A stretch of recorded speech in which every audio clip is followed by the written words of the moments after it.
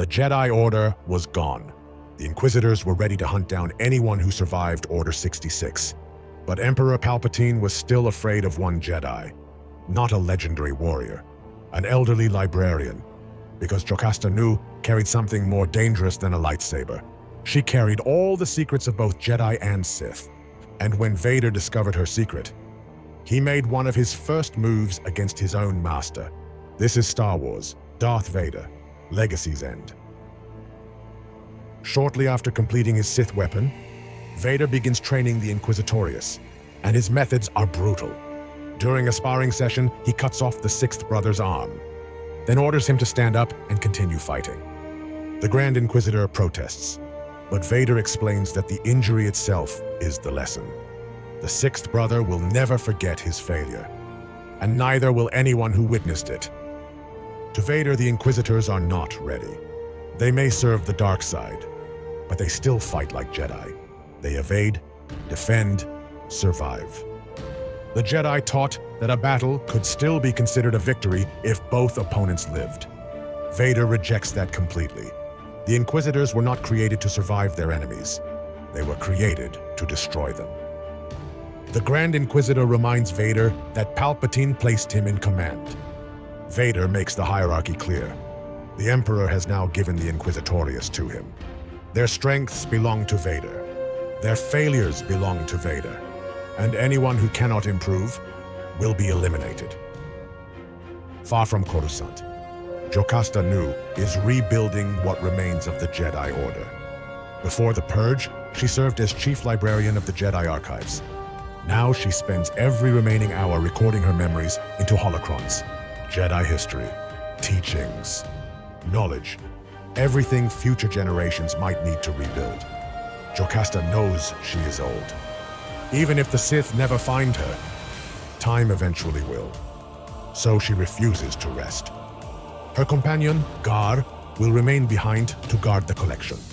Because Jocasta has not simply created another archive, she has created the foundation of a new Jedi school. But a school requires students, and the key to finding them remains hidden inside the former Jedi Temple. So Jocasta returns to Coruscant. Meanwhile, Vader receives Palpatine's list of surviving Jedi. One name is marked as a priority: Jocasta Nu. The Grand Inquisitor does not understand. He remembers her as old, unimpressive in combat, and only moderately powerful in the Force. But his hatred for her is deeply personal.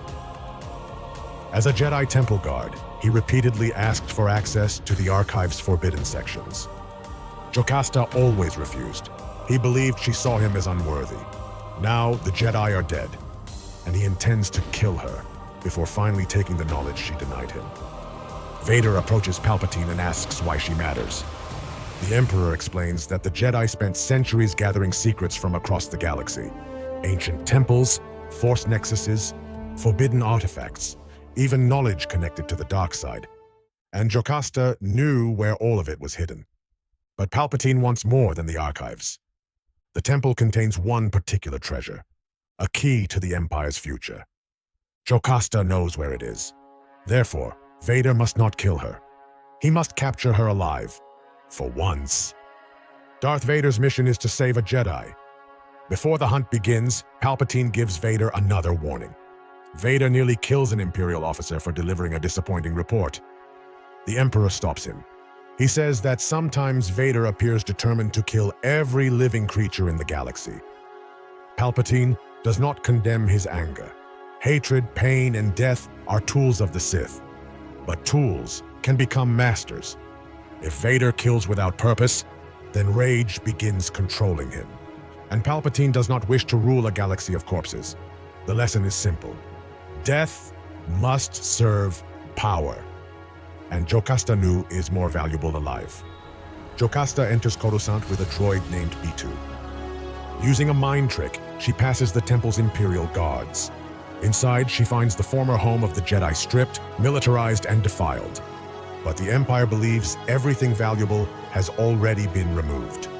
Jocasta knows better. When Imperial officers discover her ship, B2 activates a final contingency. The vessel explodes, destroying every trace of her arrival. Investigators assume it was a failed terrorist attack.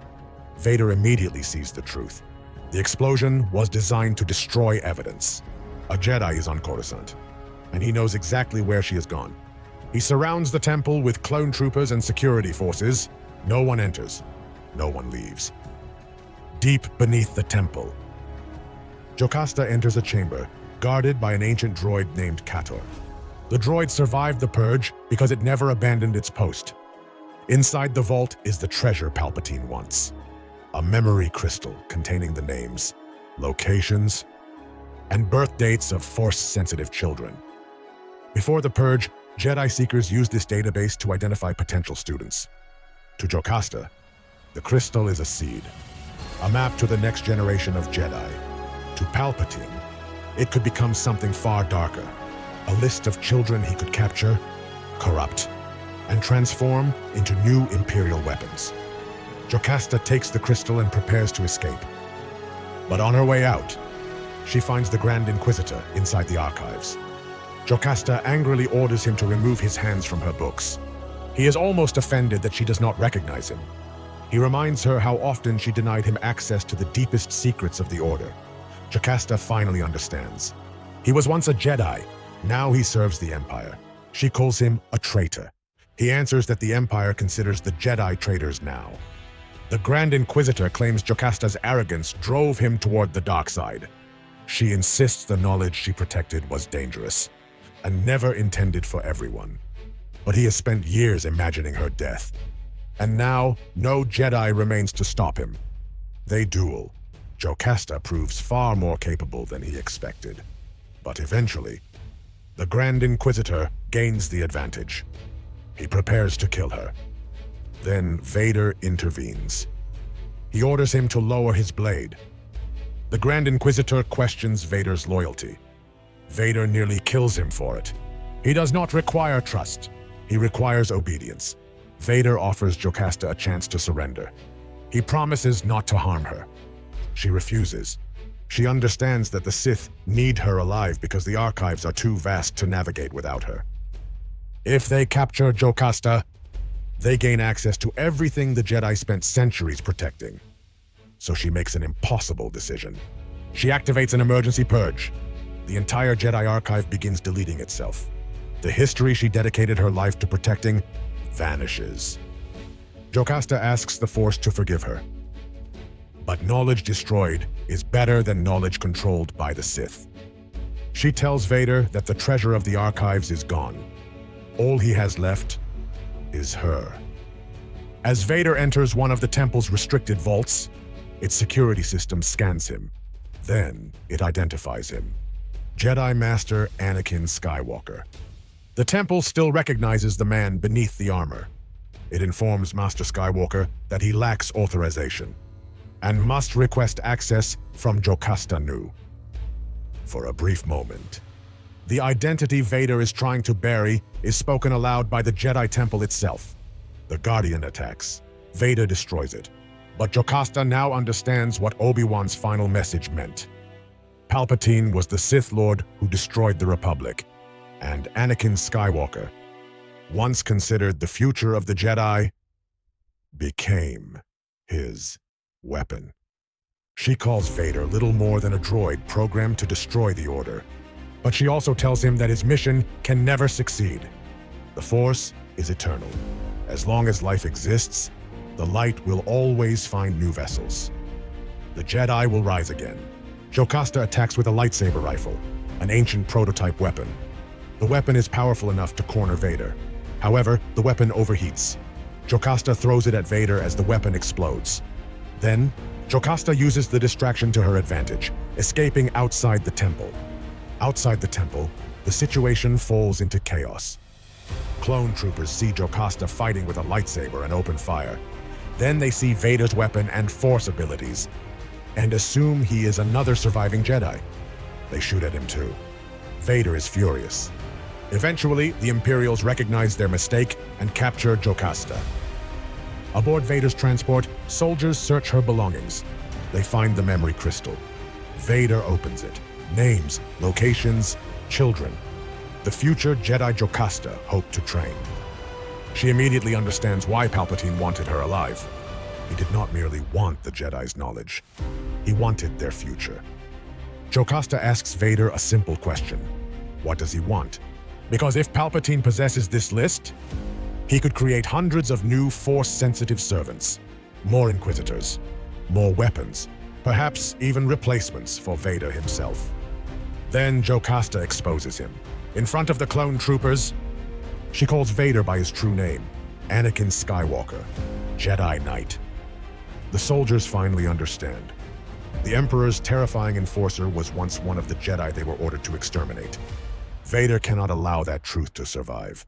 He kills every trooper who hurt her. Then he turns toward Jocasta. She understands that revealing his identity has sealed her fate. Vader kills her. He now possesses exactly what Palpatine wanted, the list of Force-sensitive children. But Vader does not deliver it. He destroys the crystal, not out of Jedi compassion, but because the list threatens his power. Palpatine does not need another generation of servants, and Vader does not need potential replacements. Yet by protecting his own position, he also saves every child whose name was stored inside. The future of the Jedi disappears beyond the Emperor's reach. Vader reports to Palpatine that Jocasta attempted to escape and died because of her own carelessness. The Emperor asks whether she revealed anything before her death. Vader answers, "No, nothing." It is a direct lie. Vader hides Jocasta's discovery. He hides the existence of the children, and he hides the fact that he destroyed Palpatine's prize. For the first time, Vader is no longer merely executing his master's will. He is keeping secrets, protecting his position, building power of his own. Jocasta Nu died, but the future she protected survived. And Vader's secret struggle against Palpatine had only begun. If you enjoyed this story of Vader, you can check his other stories from beyond the films. In Imperial Machine, you can see how Vader forged his first red lightsaber and chose the dark side when he had the chance to return back to the light. In Ghost Prison, The Ninth Assassin, and The Cry of Shadows, you can see what that choice eventually turned him into. But Vader was not Sidious's only weapon. Darth Maul was shaped by the same master.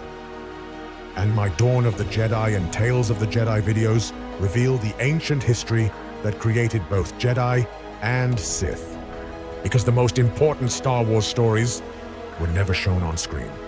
Until next time, may the Force be with you.